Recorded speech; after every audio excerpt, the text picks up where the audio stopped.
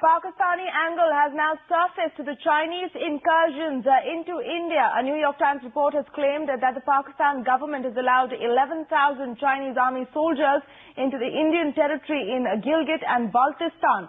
The New York Times has reported that the Chinese are eyeing the strategic region because they want access to Pakistan's Gwadar port to allow for Gulf oil to reach China's eastern province.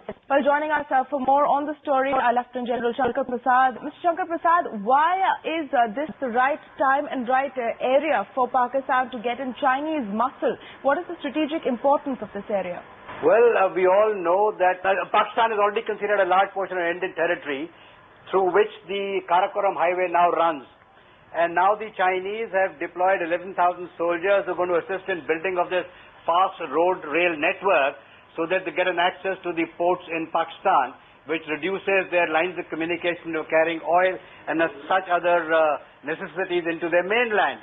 Now this is something that is going to be putting pressure on India. It is Indian land wrongly given by Pakistan to China, and therefore by force they have occupied it, and it's something like yet another Tibet that China is creating over here, and you're going to have one more enemy more or less looking into you right from the northern areas now. So this area has great strategic importance, and which is why I think it's a very serious matter that reports appear that 11,000 troops are active there already for a couple of months, involved themselves in construction of roads and such infrastructure development. So we need to take a very serious note of all this.